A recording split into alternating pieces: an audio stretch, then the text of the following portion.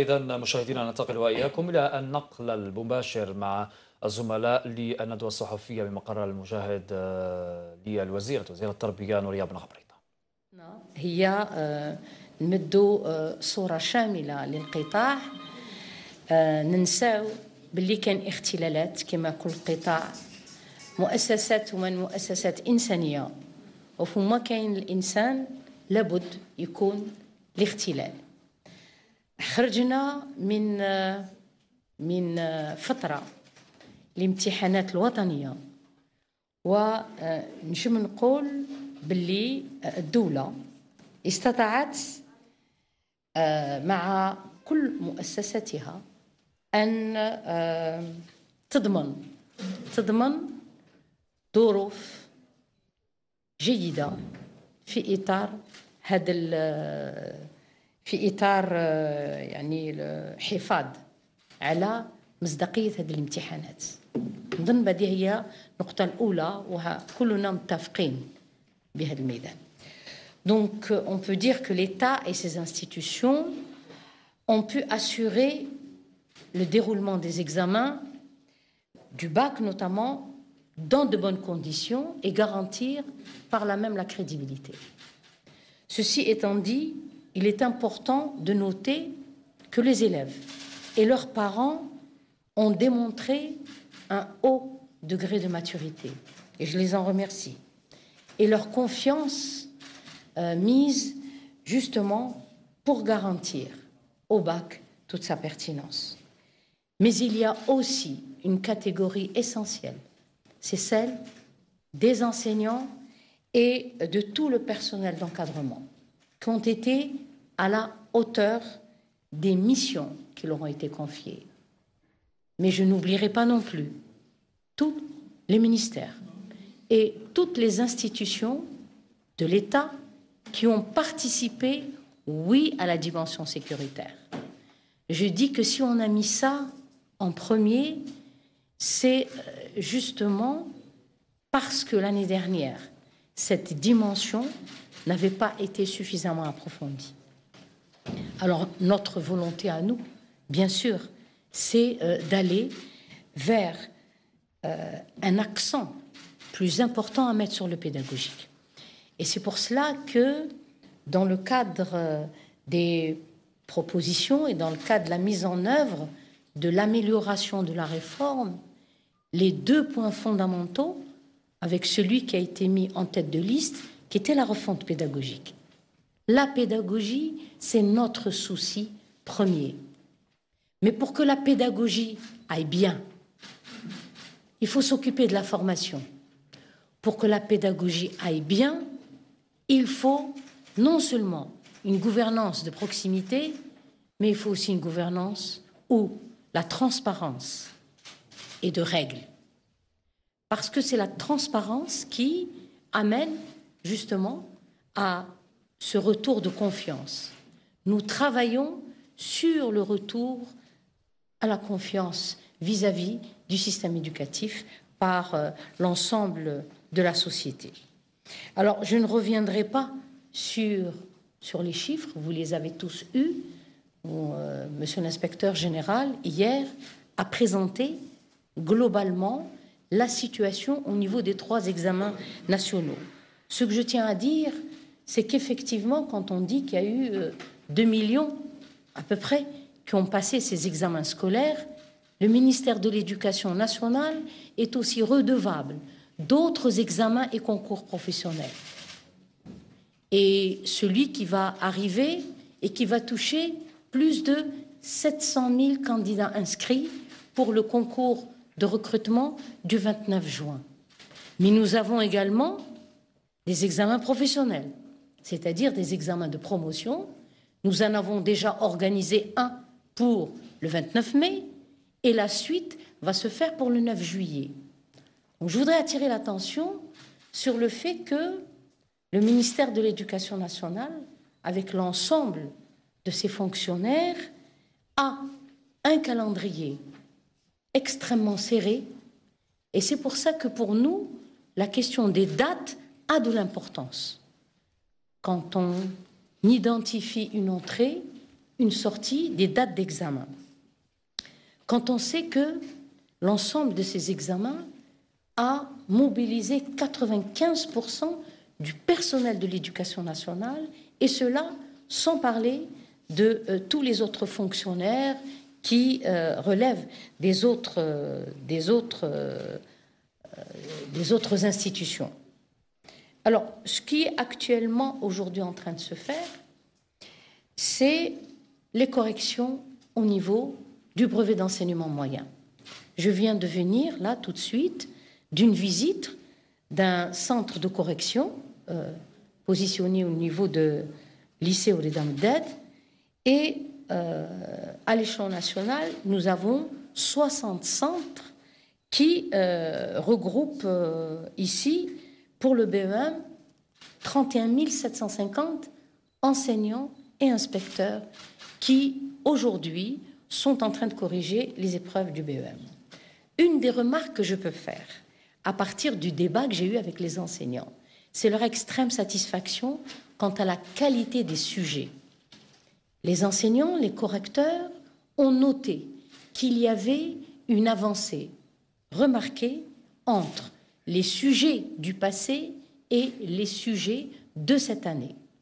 Alors, comme il n'y a pas de secret là-dedans, les formations que nous avons menées auprès des inspecteurs et des enseignants a permis d'arriver en matière de conception des sujets à une plus grande clarté, de faire la différence entre une consigne et une question, et en même temps qui permet à cet élève de concentrer ses efforts sur les réponses et non pas sur la compréhension de la question qui souvent, justement, lui faisait perdre beaucoup de temps. Alors, les résultats de cet examen seront donnés comme il est prévu le 27 juin. Et pour ce qui est du baccalauréat, 70 centres donc, de correction sont prévus à l'échelon national avec près de 41 400 enseignants et inspecteurs qui travailleront à la correction de ce baccalauréat. En ce moment, nous sommes à la phase, évidemment, de l'anonymat.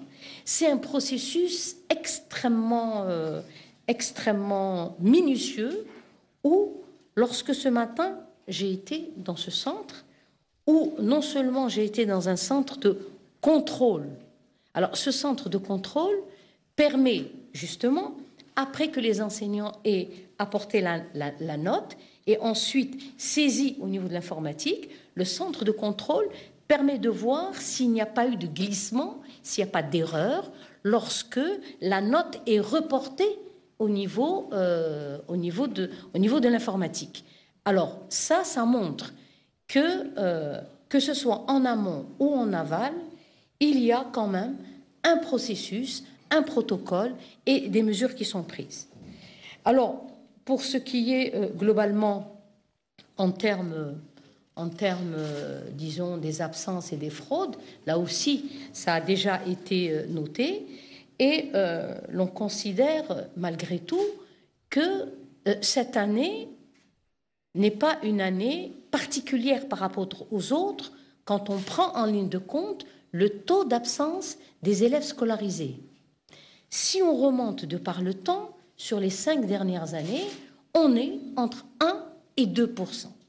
Ce qui signifie que ce n'est pas l'application rigoureuse, notamment des horaires d'entrée, qui ont entraîné un accroissement au niveau, en tout cas, non seulement des retardataires, et des retardataires qui sont considérés comme des personnes absentes. Et très rapidement, j'irai sur les éléments qui ont été intégrés dans le programme du gouvernement à travers ce que le secteur de l'éducation est en train de faire en matière d'amélioration du processus de réforme avec un accent fondamental sur la pédagogie, mais avec un axe sur lequel nous allons travailler cette année, qui est l'axe de la formation. La formation de tous les corps d'encadrement, alors pas simplement les inspecteurs et les enseignants, tous les corps seront concernés parce qu'on considère d'abord qu'une école de qualité se mesure à la qualité de ses enseignants. Et cet élément nous amène depuis 2015, pour lequel nous avons opté pour les inspecteurs parce que leur nombre était plus restreint, mais à partir de la rentrée, généralisation de tout le processus de formation en usant notamment, non seulement de la formation sur site, mais également d'une formation à partir d'une plateforme virtuelle. Nous l'avons déjà fait avec les chefs d'établissement.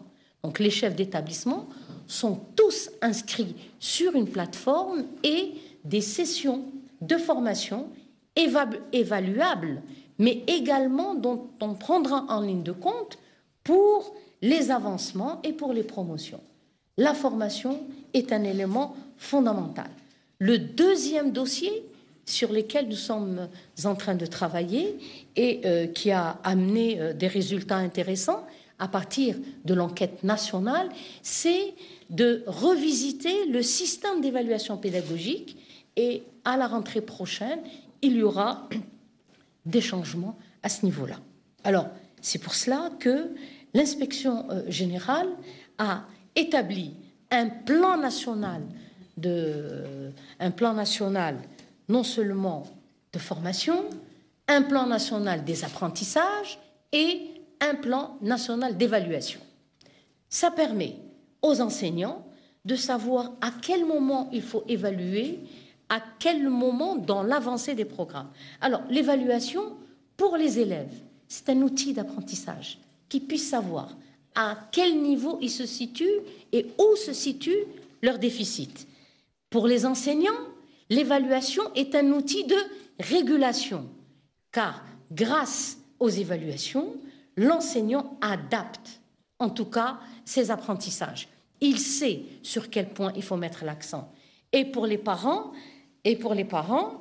être tenus informés, donc l'évaluation est un vecteur de communication pour les parents parce qu'il leur permet aussi de savoir à quel niveau se situent les enfants. Alors, de manière générale, ce qui est fondamental pour nous aujourd'hui, et je crois que j'ai laissé la place aux questions, c'est simplement une vision d'ensemble, c'est de dire qu'il y a une disponibilité, qu'il y a aujourd'hui un engagement ferme et un engagement qui, lui, est visible au niveau de l'éducation nationale, qui a permis, en tout cas, qui nous a permis de provoquer peut-être, d'ouvrir de l'espoir à ceux qui croyaient peut-être qu'il n'était plus possible de voir un système éducatif revisité.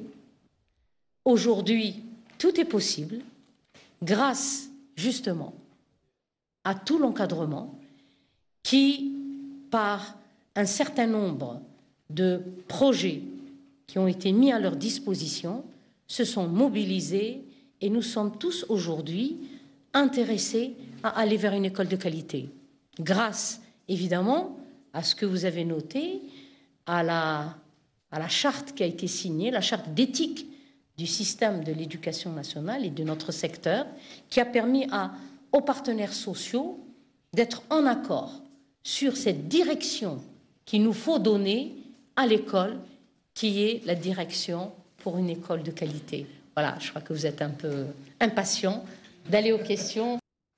إذا مشاهدينا كما تابعتم كانت هذه الندوة الصحفية التي عقدتها بمنتدى المجاهد وزيرة التربية نورية بن غبريت حول تقييم الامتحانات الرسمية.